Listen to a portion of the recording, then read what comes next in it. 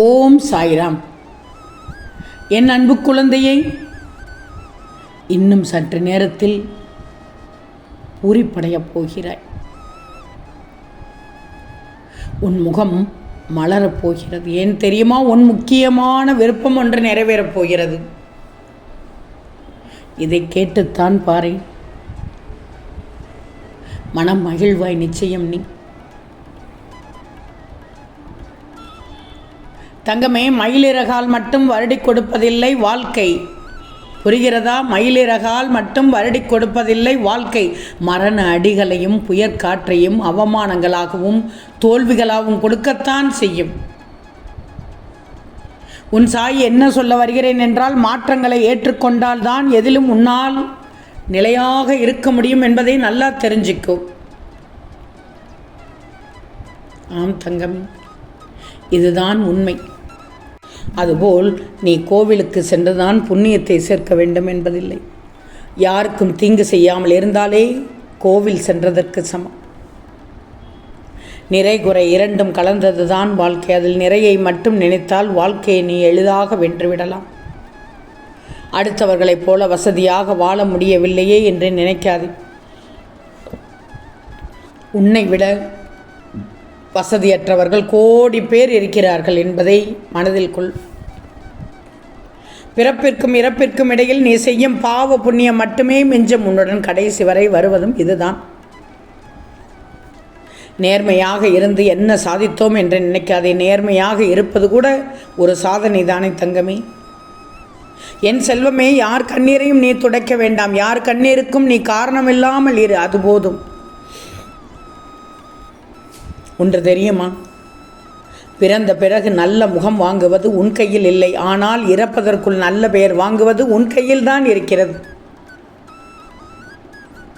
மற்றவர்களுக்கு தீமை விளைவிக்கும் போது நினைவில் வச்சுக்கோ, உனக்கான துன்பத்தை இன்றே நீ விதைத்துக் கொள்கிறாய் என்று.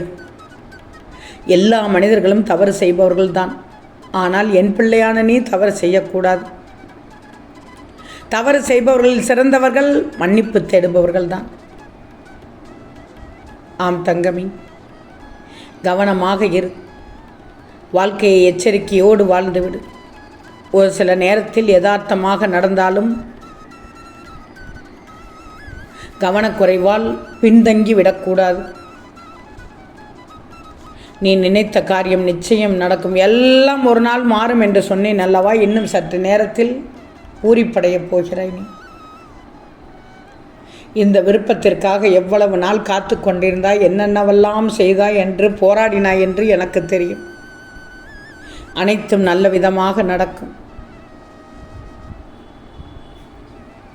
சாதாரண விஷயத்தை கூட சதா நினைத்து கொண்டே இருந்தால் அதுவே வாழ்க்கையின் மிகப்பெரிய பிரச்சனையாக மனதில் தோன்றும். கடினமான சூழ்நிலையில் மனதில் நிதானம் என்பதை மட்டும் நீ வலுவாக கொண்டிருந்தால் அதன் மூலம் உனக்கு நன்மை உண்டாகும் தங்கமே. சொல்வதை கவனமாக ஏற்றுக்கோ. சோம்பேறி ஒவ்வொரு வாய்ப்பிலும் அதில் உள்ள கஷ்டங்களை மட்டுமே பார்க்கிறான். ஆனால் உழைப்பாளியோ ஒவ்வொரு கஷ்டத்திலும் அதில் உள்ள பயன்களை மட்டுமே பார்க்கிறான். ஆக சோதனை, வேதனை, சாதனை முறையே மூன்றும் சாய் வழங்கும் போது மனிதனும் முறையே, நீயும் முறையே பொறுமை, நம்பிக்கை, இறைபக்தி இவைகளை நிச்சயமாக பெற்றிருக்க வேண்டும். சரிதானே தங்கமே? வட்டம் போட்டு வாழ்வதுதான் வாழ்க்கை. அப்படித்தானே நீ நினைக்கிறாய்? இல்லை தங்கமே, வட்டம் போட்டு வாழ்வது வாழ்க்கை அல்ல. நேரத்திற்கு ஏற்றாற்போல் திட்டம் போட்டு வாழ்வதுதான் வாழ்க்கை. திட்டம் தீட்டு. கடவுளின் கருணையும் நல்ல எண்ணங்களும் உனக்குள் இருக்கும் வரை யாராலும் உன்னை எதுவும் செய்துவிட முடியாது. வாழவும் ஒரு பொருள் வேண்டும், வாழ்வதிலும் பொருள் வேண்டும். நம்பிக்கை தானே வாழ்க்கை. ஆனால் யாரை நம்புவது என்றுதான் புரிதல் வேண்டும். அதை சம்பாதிக்க வேண்டும். புரிகிறதா? புரியவில்லை என்றால் திரும்ப ஒரு முறை கேளு, உனக்கு புரிந்துவிடும். நீ கவலைப்படுவதால் ஆகிற காரியம் எதுவும் இல்லை. கடமை செய்வதால் ஆகாத காரியம் என்று எதுவுமே இல்லை. எதிர்பாராத விஷயங்களை எதிர்பார்க்க கற்றுக்கொள்வது தான் உன்னை இன்னும் ஒருபடி மேலே உயர்த்தும். தெரிஞ்சுக்கும். இந்த வாழ்க்கையில், இந்த உலகத்தில் யாரும் யாருக்காகவும் இல்லை என்பதை நீ புரிந்து கொள்ளணும் தங்கமே. புரிந்து கொண்டாலே போதுமே. வீண் எதிர்பார்ப்புகள் அனைத்தும் குறைந்துவிடும். சிரிச்ச முகத்தோடு இரு. அதைவிட சிறந்த விஷயம் உன்னுடைய அந்த சிரிப்புக்கு நீ காரணமாக இருப்பது தான். கஷ்டம்தான், ஆனாலும் சிரித்த முகத்தோடு இருக்கணும். தங்கமே, நான் சொல்வதை கேள். உன்னிடம் இந்ததை சொல்வதற்காகத்தான் இவ்வளவு நேரம் பொறுத்திருந்தேன், காத்திருந்தேன். என் பிள்ளையிடம் பேசிவிட்டேன். இன்னும் சற்று நேரத்தில் முகம் மலரப் போகிறது உனக்கு. ஏன்னா உன்னுடைய முக்கிய விருப்பம் நடக்கப் போகிறது, நிறைவேறப் போகிறது. மிகப்பெரிய தோல்வியிலிருந்து தான் இப்போது உனக்கு பெரிய வாய்ப்பு கிடைத்துள்ளது என்பதை பார்க்கப் போகிறாய். இனி உன் மனதில் தோல்வி பயம் என்பது இருக்கவே இருக்காது. நிறைய அடிபட்டு விட்டாய். இப்போது உனக்குள் என்ன தெரிகிறது? காயம் விழுந்தால்தான் நாம் ஆட்டத்தை ஆரம்பிக்க முடியும், அதுபோல் காயம்பட்டால் தான் நம் வாழ்க்கையை சுவைக்க முடியும் என்பதை தெரிந்து கொண்டாய்தானே. கெட்டவன் வாழலாம், அவனை வாழ்த்துங்கள். ஏன்னா அவன் கடவுளால் ஆசீர்வதிக்கப்பட்டவன். வாழ்ந்தவன் கெட்டுப்போனால் வாழ வையுங்கள். ஏனென்றால் அவன் மனிதனால் கெடுக்கப்பட்டவன். நீ தவறவிட்ட வாழ்க்கை உனக்கானதல்ல என்பதை முடிவு செஞ்சு வாழ்ந்து. உனக்கான வாழ்வு என்பது நீ இப்போது வாழ்ந்து கொண்டிருக்கும் கணம்தான். எந்த பிரச்சனை என்றாலும் உன் சாயி நான் பார்த்து கொள்கிறேன். கவலையே படாதே. ஏன் பயப்படுகிறாய்?